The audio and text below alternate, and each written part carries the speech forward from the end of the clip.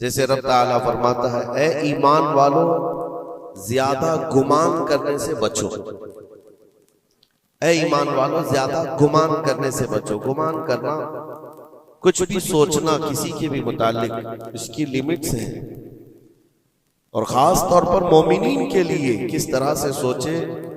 ऐसा नहीं है कि तुम अपनी अकल के पर्दों को या अपने दिमाग के घोड़े को दौड़ाते रहो, जो चाहे मन में आए जिसके बारे में सब सोचते रहो। कुरान ने तो इस पर पाबंदी लगाई, ऐ ईमान वालों ज्यादा गुमान करने से बचो, वला तजस्ससु, और किसी की टोह में मत लगे रहो। तजस्सुस किसको कहते हैं? जासूसी करना। कौन कहां जा रहा है, कहां से आ रहा है, इसके घर में कितने लोग हैं, किस वक्त इनके घर में क्या क्या होता है, तुम्हें उसके बारे में अल्लाह ने हुक्म नहीं दिया। लेकिन भाइयों की टोह में लगे रहना बहुत बड़ा गुनाह है, गुनाह कबीरा में है। वला यग़्तब बअदुकुम बअदा, और आयत का तीसरा हिस्सा है, और अपने भाइयों की गैर मौजूदगी में उनकी गीबत ना करो, उनके खिलाफ बातें ना करो। और रब ताला फरमाता, क्या तुम में से कोई ये पसंद करता है कि अपने मरे हुए भाई का गोश्त खाए? जो गीबत करता है गोया कि वो अपने मरे हुए भाई का कच्चा गोश्त खाता है। और गीबत के मुतालिक बहुत सारे लोगों को ऐसा लगता है, अरे मैं तो पीठ पीछे क्या सामने मुंह पे भी यही बोल सकता हूं। ये बातें जो कहते हैं, गीबत का मतलब ये नहीं है कि सिर्फ पीठ के पीछे बोलना, मुंह के सामने भी ऐसी चीज बोलना जो उसको बुरी लगे, वो गीबत है, वो भी हराम है। ये तीन चीजें इस आयत के अंदर है। एक बदगुमानी करना, दूसरे जासूसी करना, और तीसरे गीबत करना। इसके ऊपर अगर मैं गुफ्तगू करूं बहुत तवील हो जाएगा, लेकिन ये पूरे मुआशरे के लिए जहर हिलाल है, जहर कातिल है। यहां से सोसाइटियां टूट जाती हैं, रिश्ते खत्म होने लगते हैं। बदगुमानी करना, शक करना, ये एक उसी की किस्म है।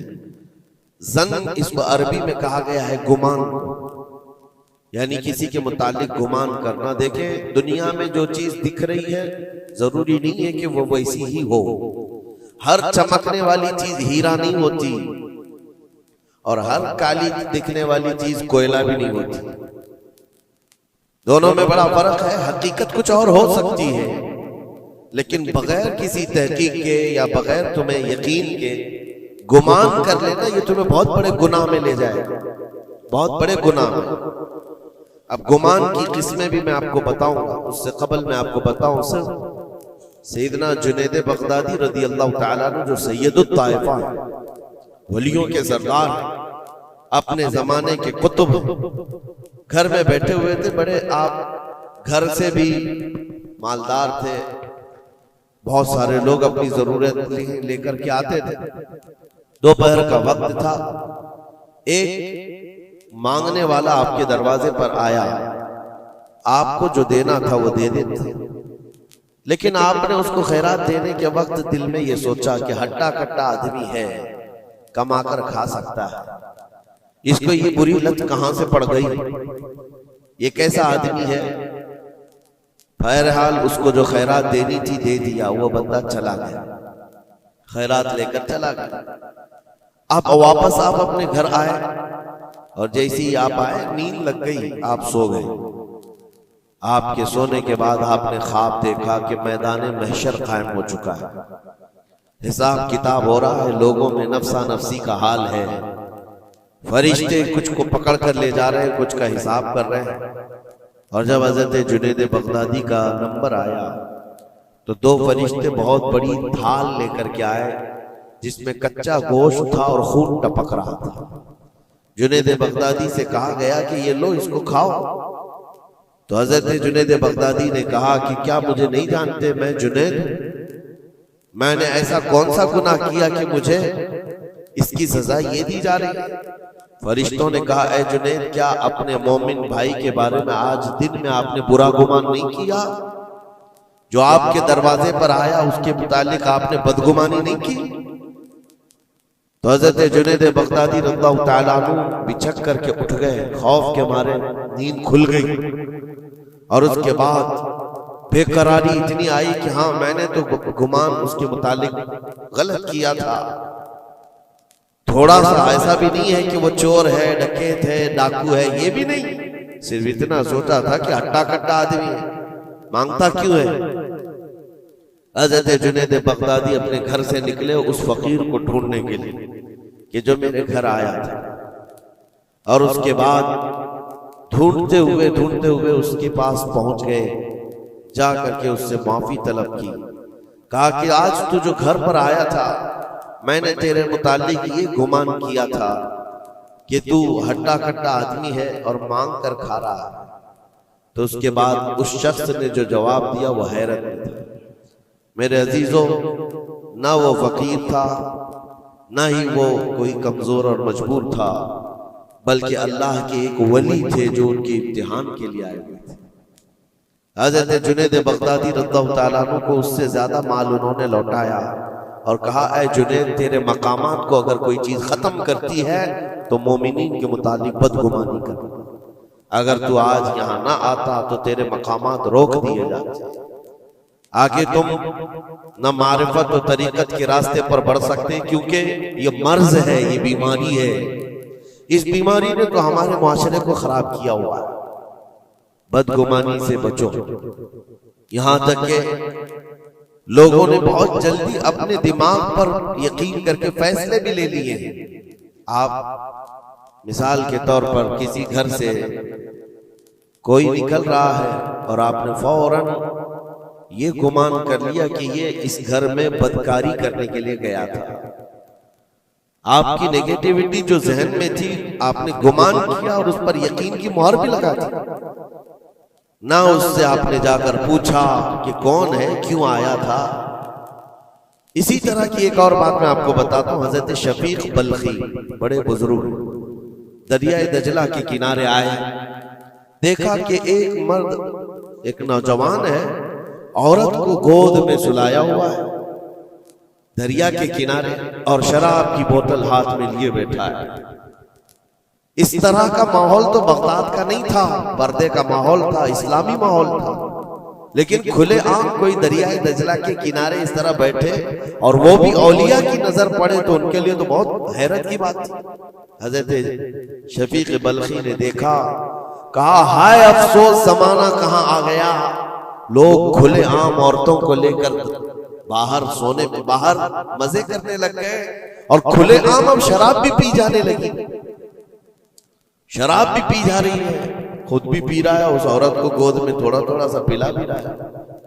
हजरत शफीक बल्खी ने कहा कि बहुत सख्त हालात हो गए बगदाद में, इतनी अय्याशियां मैं पहली मर्तबा देख रहा हूं। इसी असना में एक कश्ती दरियाए दजला में हिचकोले खाती हुई आ रही थी और उस कश्ती का बैलेंस बिगड़ा हुआ था, वो आगे बढ़ नहीं पा रही थी। इधर उधर करते करते अचानक वो कश्ती पलट गई, उसमें 10 लोग सवार थे, सबके सब दरिया में डूब गए। ये जो नौजवान किनारे पर बैठा था, उस औरत को जो गोद में लिए बैठा था, औरत को उठाया और उसको साइड किया, भागता हुआ गया दरिया के पार। यूं हाथ डालता था, एक आदमी को निकालता था और बाहर करता, ना उसके पांव पानी में डूबते थे। यूं समझ ले कि जैसे दरिया में कोई खड़ा है और अपने हाथ डाल डाल करके निकाल रहा है। 9 आदमियों को उसने अपने हाथों से दरिया से निकाला और बाहर किया और उसके बाद एक आदमी बच गया था। इस नौजवान ने हजरत शफीक बल्खी की तरफ देखा जो वहीं खड़े थे, कहा, क्या है शफीक बल्खी, मेरे बारे में बहुत कुछ तुमने सोचा दिल में, 9 तो मैंने निकाल दिया, एक आप निकाल दिया। ये जो जान बचाया है मैंने, और रब तबारक व तआला ने फरमाया जिसने किसी एक की जान बचाई उसने पूरी कायनात की जान बचाई, पूरी दुनिया की जान बचाई। मैंने तो 9 को बचाया, आप एक बचाओ।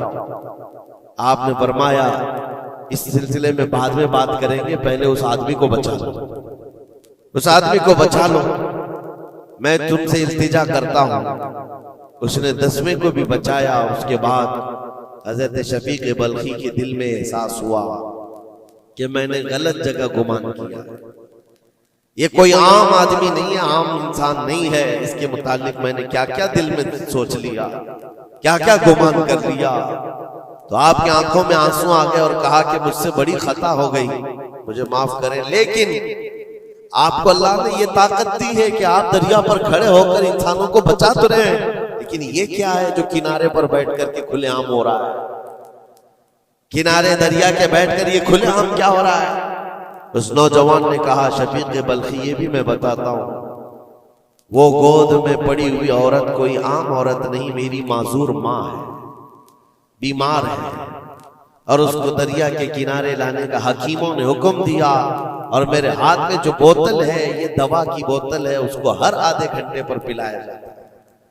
मैं भी पीता हूं और मेरी माँ को पिलाता हूं। सिर्फ इलाज की गर्ज से मैं यहां पर बैठा हुआ हूं। और आपने अपने दिमाग में क्या क्या सोच लिया कि बगदाद तबाह हो गया, अय्याश हो गया, नौजवान औरतों को लेकर आके बैठने लग गए, शराब पीने लग गए। मेरे अजीजों, ये बहुत बड़े वली कामिल की बात कर रहा हूं, हज़रत शफीक बल्खी। लेकिन उनको खता का एहसास होता तो वो रोते, गिड़गिड़ाते और तौबा भी करते। हमारे तो हालात ऐसे हैं कि हमने तो बिल्डिंगें बना ली अपने गुमान पर, इमारतें बना ली, फलां के मुतालिक ऐसे ऐसे मामलात हैं, और उसी पर हम इमारतें बनाना शुरू कर देते हैं, जबकि हमारे पास यकीन के लिए एक दलील भी नहीं होती। मेरे अजीजों, बदगुमानी से बचने के लिए कुरान कहता है, या अय्युहल्लज़ीना आमनू इज्तनिबू कसीरम मिनज़्ज़न, ऐ ईमान वालों, ज्यादा गुमान करने से बचो, हराम है और कबीरा गुनाह है। यहां तक के फरमाया गया कि बदगुमानी करोगे मोमिनीन के मुतालिक, कल क़यामत के दिन फैसला होगा, और अगर तुम्हारा गुमान गलत निकला तो सारी नेकियां तुम्हारी उठाकर उस बंदे को दी जाएगी जिसके मुतालिक बदगुमानी किया था। और तुम नेकियों से अगर खाली थे तो ये मत समझना कि अब कुछ नहीं लिया जाएगा, बल्कि जिसके मुतालिक बदगुमानी किए थे उसके गुनाह उठाकर तुम्हारे ऊपर डाल दिया जाएगा। उसके हुकूक की पामाली है, ये हुकूकुल इबाद। इसलिए ये गुनाह ऐसा है, बल्कि एक मर्ज है जो लोगों के एतमाद को खत्म करता है, रिश्ते बिगड़ जाते हैं। मुझे याद है एक बात बहुत पहले की, हमारे जमाने तालिब इल्म, मैंने तकरीबन 8-10 साल देखा, दो गहरे दोस्त थे, बहुत गहरे दोस्त, एक साथ खाते थे, एक साथ जाते थे, मशहूर थी दोस्ती। और इत्तेफाक ऐसा हुआ कि एक महफिल में बैठे हुए थे, एक दोस्त जो है वो मुझसे बात कर रहा था, और उसका जो दूसरा दोस्त है वो दूर बैठा हुआ है। अब इस दोस्त ने मुझे कान में कुछ बात की, मैंने देखकर हंसा, वो भी मुझे देखकर हंसा, बात कुछ और ही थी। सामने वाले को ऐसा लगा कि हम उसके मुतालिक प्लानिंग कर रहे हैं, और उसको ये लगा कि हम उसके मुतालिक कुछ बुरी बातें कर रहे हैं, जबकि ना उसके नाम का मसला था, ना टॉपिक था, कुछ नहीं था। बस उस बंदे ने इस बदगुमानी की वजह से 10 साल तक बातचीत छोड़ दी। कई मर्तबा हमने बताया भी कि तुम्हारा मैटर नहीं था, तुम्हारा मसला नहीं था, सामने वाले को यकीन नहीं आता, सिर्फ और सिर्फ गुमान की बुनियाद पर कि वो मुझे देखकर हंस रहा था तो मेरे ही मुतालिक बात थी। ये अपने अकल के फतूर पर यकीन करके इमारतें बना लेना तुम्हें बहुत बड़ी गुमराही में ले जाता है। कई मर्तबा ऐसा होता है कि धोखा खा जाओगे। इसी सूरह हुजरात की एक और आयत में बताऊं आपको, अल्लाह करीम फरमाता, या अय्युहल्लज़ीना आमनू इन जाअकुम फासिकुम बिनबइन फतबय्यनु अन तुसीबू कौमन बिजहालतिन फतुस्बिहू अला मा फअलतुम नादिमीन। ये बदगुमानी करने का एक और जरिया है, एक रास्ता है। क्या है? अल्लाह फरमाता, जब तुम्हारे पास कोई फासिक आदमी खबर लेकर के आए तो उसकी तहकीक कर लो। ये अल्लाह का हुक्म है। कोई फासिक आदमी, फासिक कौन है इसकी मिसालें आपको मिल जाएंगी। जो खुलेआम गुनाह करता है वो फासिक है। फासिक आदमी जब तुम्हारे पास खबर लेकर के आए तो रब फरमाता उसकी तहकीक कर लो, वरना ये होगा कि अनजाने में तुमको शर्मिंदगी उठानी पड़ेगी, तुम अपने किए पर बाद में पछताओगे। अला मा फअलतुम नादिमीन, तुम शर्मिंदा हो जाओगे। अक्सर ऐसा होता है कि कोई खबर लेकर के तुम्हारे पास आया और आज के जमाने का बड़ा फासिक ये व्हाट्सएप है, ये बड़ा फासिक है। इसकी बातों पर कौन यकीन करे? मेरे अजीजों, लोग तो सिर्फ एक दूसरे की एडिट की हुई तस्वीरों को देख करके ईमान ले आ जाते हैं, है ना? ऐसा हकीकत है। व्हाट्सएप यूनिवर्सिटी के फारिगीन तो अभी जमाने में बहुत है, इनकी नॉलेज सिर्फ और सिर्फ उसी से है, इंटरनेट से, व्हाट्सएप से। जबकि इनकी तहकीकात पर अगर लग जाए तो असल वजूद में कुछ है ही नहीं। इसीलिए मेरे अजीजों, बदगुमानी करने से बचो, बदगुमानी करने से बचो। जिसकी असल ही ना हो उस चीज के फैलाने का हम सबब बन जाते हैं कई मर्तबा। अल्लाह करीम हमें इस बलाए अजीम से महफूज रखे। मुझे एक बात याद आती है, मैंने पढ़ा था ट्रेन में एक आदमी सफर कर रहा है और उसके साथ 3 बच्चे हैं। बड़े बेटे की उम्र 7 साल की, दूसरे बेटे की उम्र 5 साल की, तीसरे की 3 साल की। छोटे बच्चे 7, 5 और 3 साल की उम्र के बच्चे हैं। अब वो बंदा जब ट्रेन में सफर कर रहा हो 3 बच्चों को लेकर के, और जब बैठा हुआ है ट्रेन में, कोई बड़ा उधर से कूदता है, कोई इधर से उछलता है। ये तीनों उछल कूद ऐसी मचाए हुए हैं कि इस मुसाफिरों का आराम और सुकून गारत हो गया है। थोड़ी देर तक तो कोई बर्दाश्त कर लेगा, और उसके बाद मुसाफिर देख रहे हैं दूसरे। बड़ा मसला तो ये है कि उछल कूद तो बच्चे कर रहे हैं, बाप एक जुमला भी उनको मना नहीं कर रहा। ना बड़े से कहता है कि बैठ जा, ना छोटे को संभालता है। उछल कूद कर रहे हैं और ये खामोशी से बैठा हुआ है कोने में। सामने के पैसेंजर देखते रहे और कहा कि कितना बेगैरत आदमी है, बच्चों को ऐसे खुलेआम छोड़ा हुआ है, बैलों की तरह नाच रहे हैं। अब कानाफूसी भी शुरू हो गई। थोड़ी देर के बाद जब ये ज्यादा हो गया तो लावा फट ही जाता है लोगों का। कोई किसी की गोद में कूद पड़ रहा है, कोई उछल कूद करते हुए बच्चा किसी के यहाँ लटक जा रहा है। 1 घंटा तमाशा हुआ तो उसके बाद लोगों के सब्र का दामन छूट गया, बोलना शुरू कर दिया। और सबने मिलकर के जब उसको कोसना शुरू किया, भाई साहब आपके बच्चे हैं? उसने कहा मेरे बच्चे हैं। कहा कुछ तो तमीज सिखाओ, सफर के आदाब तो बताओ। कोई वहां से कूद रहा है, कोई यहां से कूद रहा है, सारे लोगों का आराम गारत करके रखा है इन बच्चों ने। आप बाप हैं, आपको तमीज नहीं आती, आपको तरबियत का अंदाज नहीं मालूम। सबकी डांट डपट सुनता रहा और उसके बाद थोड़ी देर के बाद फुर्राई हुई आवाज निकली उसकी, दर्द भरी आवाज निकली। कहा मैं इनको तरबियत अच्छी तरह से देता हूं, तमीज भी है सब, लेकिन मसला ये है कि आज ही सुबह इनकी माँ मेरी बीवी का घर में इंतकाल हो चुका है। वो मैके गई हुई थी, ये बच्चे मेरे पास थे।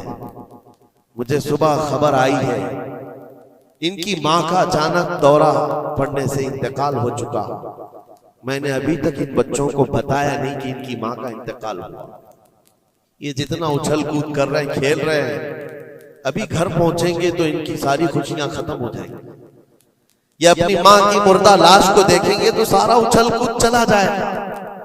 बस मैं इसलिए इनको इतनी देर के लिए छोड़ा था कि जितनी देर खुशी मना सके मना ले, फिर जिंदगी भर इनको माँ को खोने का एहसास तो सताता ही रहेगा। बस इतना जुमला उसका निकला तो हिचकियां बंद गई। जो बगल में मौजूद मुसाफिर थे सबकी आंखों में आंसू आ गए। अब कोई बच्चे को उठाता चूमता था, कोई उसको गोद में उठा रहा है। बच्चों को खबर नहीं है कि इनकी माँ का इंतकाल हुआ है और ये बंदा उनको सफर पर ले जा रहा है। लेकिन थोड़ी ही देर के लिए दूसरे मुसाफिरों ने क्या क्या बदगुमानियां कर ली। मेरे अजीजों, किसकी जिंदगी में क्या चल रहा है आपको खबर नहीं है। कई लोगों की जिंदगियों में समंदर मौजें मार रहा है और आप उसे देख करके न जाने बेगैरत समझ लेते हैं, कभी उसको बदतमीज समझ लेते हैं। ये बदगुमानियां हैं जो बंदे को यहां तक ले आती है। और बदगुमानी करने का एक तरीका ये भी है कि हज़रत इमाम राजी फरमाते बंदा बसा औकात काफिर भी हो जाता है, कुफ्र तक चला जाता है बंदा, क्योंकि गुमान पर अगर यकीन करने लग जाए। इसलिए बचो इन चीजों से। और मोमिनों की इज्जत को पामाल करना यह आसान नहीं है। सिर्फ और सिर्फ मैंने कई मर्तबा देखा है, उड़ती उड़ती खबरें आती हैं तो हम उस पर यकीन करने के करीब हो जाते हैं। अल्लाह हमें भी इसकी हिदायत दे। ये बहुत बारीक चीज है जिससे बचना नामुमकिन नहीं तो मुश्किल जरूर है। मेरे अजीजों, इससे बचने का एक तरीका यह है, बंदा ये सोच ले कि मुझे रब ताला ने इस दुनिया में किस लिए भेजा है। सबका हिसाब किताब लिखने के लिए भेजा है। सारे लोगों का अमाल नामा मुझे पूछा जाएगा क़यामत के दिन, फलां क्या करता था, फलां क्या करता था। जब मुझे रब ताला ने इसका मुकल्लफ ही नहीं बनाया तो खामखा दूसरों की जिंदगियों में क्यों दखल अंदाजी करूं, क्यों लोगों के मुतालिक गुमान पाल करके बैठूं। आपको इस रुए जमीन पर जो भेजा गया वो अल्लाह ने अपनी इबादत के लिए भेजा है, अपनी रजा के लिए। हम उसकी रजा तो हासिल ना कर सके, उसकी इबादत में कामिल हो नहीं सके, और दूसरों के अयूब पर हम लोगों ने अपनी पूरी एनर्जी खर्च करना शुरू कर दिया। अजीजा निगरानी वक़ार, ये पुरफितन दौर ऐसा है। अब मैं जो किसमें बता रहा था जन की, देखें बसा औकात बंदे से बंदे का गुमान अपनी जगह पर। आप मेरे बारे में क्या सोचते हैं मुझे मालूम नहीं, मैं आपके बारे में क्या सोचता हूं वो आपको भी नहीं मालूम। ये तो बंदों का गुमान है, लेकिन बंदा रब से जो गुमान रखता है ये भी बहुत बड़ा मसला है, बहुत बड़ा मसला है। इसको आसान मत समझे। ये दिमाग के घोड़े जब दौड़ते हैं इस पर कंट्रोल भी तो नहीं होता है, कहां तक जाएंगे गुमान। मुस्लिम शरीफ की हदीस है, मेरे आका सल्लल्लाहु तआला अलैहि वसल्लम फरमाते हैं, शैतान तुम्हारे पास आता है गुमान के रास्ते से। तुम सोचने लगते हो आसमान को किसने बनाया, ये सोच ही तो है। तुम्हारा दिल जवाब देता है अल्लाह ने बनाया। जमीन को किसने बनाया, अल्लाह ने बनाया। चीजें सोचते जाते हो, उससे पहले क्या था, उससे पहले क्या था, इससे पहले क्या था। और ये जब दिमाग के घोड़े दौड़ने लगे, तुमने उसको नकील नहीं थामी तो ये लेकर के जाता है दिमाग। आखिर में ये गुमान डालता है फिर अल्लाह से पहले क्या था, या फिर अल्लाह को किसने बनाया। यहां आकर के तुम्हारे ईमान पर डाका पड़ जाता है और तुम शशोपंज में रह जाते हो। खुद से अगर कुछ सोचकर फैसला कर लिया कि अल्लाह के पहले ऐसा था या अल्लाह ऐसा था, नाउज़ बिल्लाह, तो कुफ्र हो गया। एक गुमान के रास्तों को आजाद छोड़ने का हुक्म नहीं दिया गया है। इसीलिए मियां हम और आप तो छोड़े, औलिया की बात भी छोड़े, उम्मत के जो सबसे आला किस्म के लोग थे वो सहाबा थे। सबसे आला, कयामत तक पैदा होने वालों में जो सबसे अच्छे थे अल्लाह ने उनको सहाबी रसूल बनाया। सहाबा इकराम बात कर रहे थे आपस में, किस मसले में, तकदीर के बारे में, तकदीर के मुतालिक बात करें। तकदीर के बहुत सारे मसले, इसमें दिमाग की गिरें ऐसी आजाद हो जाती है, बंदा सोचने लग जाता है। तकदीर क्या है, जो कुछ भी दुनिया में होने वाला है अल्लाह ताला ने उसको पहले से लिख दिया है। ये यकीन है कि नहीं आपका तकदीर? और तकदीर का इनकार करने वाला काफिर है। यानी जो कुछ अच्छाई या बुराई जिंदगी में हो रही है अल्लाह ने इसको पहले से लौहे महफूज में लिखा, ये तकदीर है। अब बंदा यहां सोचने लगता है अगर पहले से लिखा हुआ था तो मुझे तो वही करना है जो वहां लिखा हुआ है, इसमें मेरा क्या कसूर है। गुनाह करता है उसके बाद बोलने लगता है तो पहले से लिखा हुआ था। कुछ भी करेगा और उसके बाद ये गुमान करने लगेगा कि वहां तो लिखा हुआ था, मैं ऐसा कर रहा हूं। तकदीर के मसले ऐसे हैं कि बाज लोग सवाल करने लग जाते हैं कि मियां अगर अल्लाह ने पहले से लिखा है तो फिर बंदे का क्या कसूर है इसमें जो गुनाह कर रहा है, और अगर पहले से लिखा हुआ नहीं है तो फिर तकदीर नहीं है। इन मसाइल में गुफ्तगू करते करते, गुमान करते करते बंदा कुफ्र तक पहुंच जाता है। कुछ फिरके भी बन गए इसी बात, जबरिया, कदरिया। अब मैं यहां पर इसलिए ये बात कर रहा हूं, नबी करीम सल्लल्लाहु तआला अलैहि वसल्लम ने सहाबा को मना कर दिया कि इस मसले में गुफ्तगू ज्यादा ना करो, तो आम लोग तो छोड़े। अब जन की किस्में मैं बता रहा हूं, गुमान की वो 4 किस्में बताई गई। इमाम अबू बकर जस्सास राजी रहमतुल्लाह अलैह ने 4 किस्में इसकी बयान की। पहला गुमान हराम है, दूसरा गुमान वाजिब है, तीसरा गुमान मुस्तहब है और चौथा गुमान यानी ना उसके ऊपर गुनाह मुबाह है। उसकी किस्में हैं जिसमें से पहला गुमान जो हराम है और एक गुमान को तो उन्होंने कुफ्र भी कहा है। पहला गुमान हराम, ये सोचता रह जाए सिर्फ अल्लाह के मुतालिक है ये सारे गुमान कि मैं गुनहगार हूं और अल्लाह मुझे सजा देकर ही रहेगा, अल्लाह मुझे अजाब ही देगा, ये सोचता रहे सिर्फ और सिर्फ। तो इमाम अबू बकर जस्सास राजी फरमाते ये गुमान हराम है। रब कहार जरूर है, रब जब्बार जरूर है, लेकिन गफ्फार भी है और सत्तार भी। तुमने अगर सिर्फ यही गुमान किया कि मुझे सजा देगा, मुझे सजा देगा, तो ये गुमान हराम है। इस पर मुझे आला हज़रत फाजिल बरेलवी रहमतुल्लाह तआला अलैह की बात याद आती है। उनका गुमान कैसा था? सोचते थे बारगाह मुस्तफा करीम, कहते हैं डर था कि इसियां की सजा अब होगी या रोजे से सजा। डर था कि गुनाहों की सजा अब होगी या रोजे जजा। दी उनकी रहमत ने सदा, ये भी नहीं वो भी नहीं, यहां भी नहीं होगी वहां भी नहीं होगी, रहमत ने सजा आवाज दी। हाँ, गुनाहों के मुतालिक हमें तो गुमान है कि सजा होगी। मेरे अमाल का बदला तो जहन्नम ही था, मैं तो जाता मेरे सरकार ने जाने न। ये गुमान है। बारगाह मुस्तफा में गुमान आला रखो और रब ताला के मुतालिक जब गुमान करना हो तो हदीस कुदसी है, मुस्नद अहमद की हदीस है। अल्लाह ताला फरमाता अना इंदा ज़न्नी अब्दी बी, मैं अपने बंदे के गुमान के मुताबिक सुलूक करता हूं।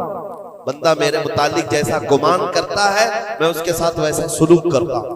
अब तुम्हारा है, ये तुम्हारी मर्जी है। और हदीस का आगे का टुकड़ा भी है, फल यदुन मा शा अबी, बंदा जो चाहे मेरे बारे में गुमान कर ले। तुम सख्त किस्म का खुदा गुमान करके बैठे हो, सख्तियों का सुलूक हो जाएगा। इसीलिए मैंने इससे कबल भी एक बार कहा था, जब किसी के घर में इंतकाल होता है फरिश्ते आ जाते हैं, मरे हुए इंसान को उठाने से पहले तक वो घर वालों को सब देखते रहते कौन क्या क्या बोल रहा है, और उसकी सारी रिपोर्ट ले जाकर बारगाह रब्बुल इज्जत में अर्ज करते हैं।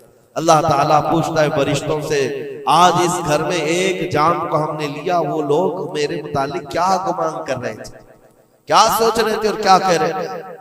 फरिश्ते कहते हैं, ऐ मौला फलां कह रहा था कि मेरे घर पर बड़ा जुल्म हो गया, मेरा अजीज बच्चा ले लिया, मेरे घर पर ऐसी चीज आफत आ गई, सब बातें। तो रब तबारक व तआला फरमाता है फरिश्तों गवाह हो जाओ, उन्होंने जैसा मेरे मुतालिक गुमान किया मैं उनके साथ वैसा सलूक करूंगा, दुनिया में भी और आखिरत में भी।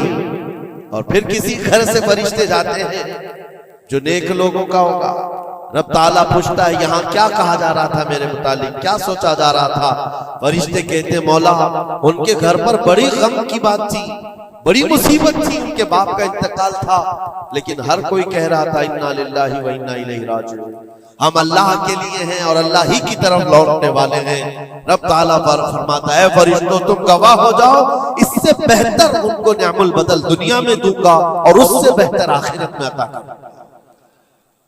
तो अल्लाह करीम के बारे में गुमान क्या रखना है, ये भी गौर और फिक्र के साथ। ये जन्न हराम से बचो, जन्न कुफ्र से बचो, और जन्न वाजिब है एक जो फिक़ह के मसले हैं, ये अहादीस जिसको जन्नी अहकाम कहा जाता है, वो सब यहाँ पर डिस्कस करें तो आपके ऊपर से बाउंस चला जाए। और मोमिनीन के मुतालिक मुस्तहब है, अच्छा गुमान करना हर एक के मुतालिक मुस्तहब है। और मुबाह जिसको कहा गया है वो ऐसा है कि आपके बिला इख्तियार कुछ गुमान आया है, आपने सोचा नहीं, तो ये मुबाह है। और खैर का गुमान करना, ज़न्नुल मुमिनीन खैरन, हुजूर पाक ज़न्नुल मुमिनीन खैरन, मेरे आका सल्लल्लाहु अलैहि वसल्लम ने फरमाया मोमिनों के बारे में हमेशा अच्छा गुमान रखो, अच्छा गुमान रखो। कोई मर गया और जनाजा जा रहा है, एक हदीस ये भी मैं बता दूं आप, तुम्हारे गुमान करने से और तुम्हारे बोलने से कितना फर्क पड़ता है। एक जनाजा जा रहा था, हुजूर पाक सल्लल्लाहु अलैहि वसल्लम थे, वहां पर बहुत सारे लोग खड़े थे, उसकी तारीफ करने लग गए, क्या अच्छा आदमी था, कितने अच्छे अमाल थे इसके, सबके साथ भलाई करता था। हुजूर पाक ने फरमाया बच है बच, वाजिब हो गई उसमें। फिर एक जनाजा निकला और लोग उसके मुतालिक कहने लगे बड़ा बदकार आदमी था, ये जमीन का बोझ है, चला गया, लोगों के साथ बुराइयां करता था। हुजूर ने फरमाया बच है बच, वाजिब हो गई। साहबा ने पूछा दोनों पर वाजिब हो गई? हुजूर ने फरमाया पहले पर जन्नत वाजिब हुई, दूसरे पर दोज़ख वाजिब हुई। तुमने जिस तरह से उसके मुतालिक अपना वो बनाया, दिमाग बनाया, मोमिनीन जो कसीर मोमिनीन और यानी सलाह व तकवा वाले मोमिनीन जिसके मुतालिक अच्छा गुमान करे, अल्लाह भी उसके साथ अच्छा सलूक फरमाता है। इसीलिए मेरे अजीजों, क्या जाता क्या है अच्छा गुमान करने में, खर्चा कौन सा है आपका, पैसे कौन से लगते हैं आपके? जो कब्रिस्तानों में सोए हुए उनके बारे में अच्छा गुमान करो कि जो कुछ भी थे अनजाने में उनसे खताएं हुई होंगी, लेकिन वो रब ताला की रहमत से मायूस नहीं थे, मौला उन्हें माफ करेगा। ये इतना गुमान करने में तुम्हारा क्या जा रहा है? आज के इस पुरफितन दौर में ऐसे बदमाश किस्म के और ऐसे फित्तीन लोग भी आए हुए हैं जो तुम्हें औलिया से भी बदगुमान कर रहे हैं, सहाबा से भी बदगुमान कर रहे हैं। आज देखते नहीं सोशल मीडिया पर कोई हजरत अमीर मुआविया पे भौंक रहा, कोई खारजी कुत्ता मौला अली पे भौंक रहा, कोई सैयदा फातिमा तो ज़हरा हसनैन करीमैन के बारे में बात करने लग गया है। ना तुम्हारा जमाना है, ना तुमने उनको देखा है, सिर्फ उड़ती हुई खबरें आई तो तुमने यहाँ से गुमान बना लिया, फला बागी था, फला हद से ज्यादा करने वाला था। नाउजुबिल्लाह, ये सहाबा के बारे में बातें हो रही है, औलिया इकराम के बारे में धड़ल्ले से बात की जाती है। वो ऐसे थे, उन्होंने ऐसा किया, इन्होंने वैसा किया। माज़अल्लाह, जिस वक्त तुम्हारी पकड़ होगी तुम्हें दलील देनी पड़ेगी।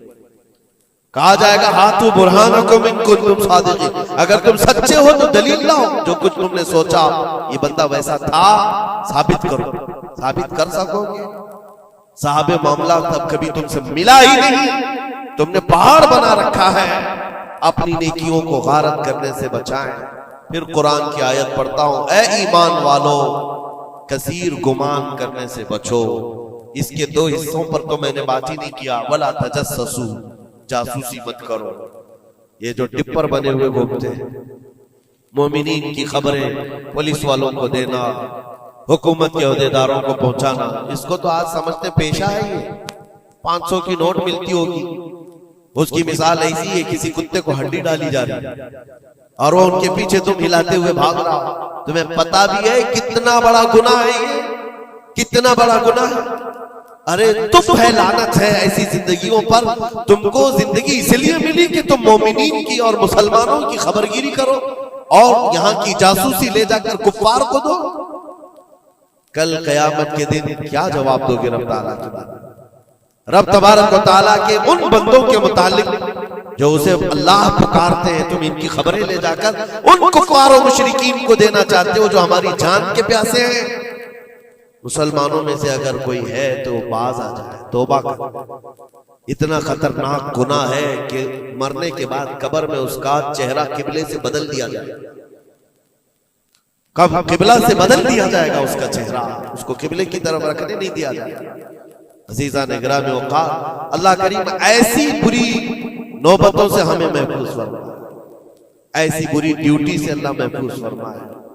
करीम खुदा रहमान राहिमीन की बारगाह में दुआ है कि हमें हमारी अक्ल पर कंट्रोल की तौफीक दे और हमें मोमिनीन के मुतालिक हुस्न ज़न की तौफीक अता फरमाए। बदगुमानी से किए हुए गुनाहों से मौला हमको माफ फरमाए।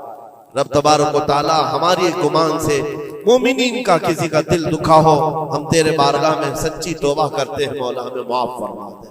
व सल्लल्लाहु तआला अला खैर खल्क़ी मुहम्मद व आलिहि व अस्हाबिही अजमईन बिरहमत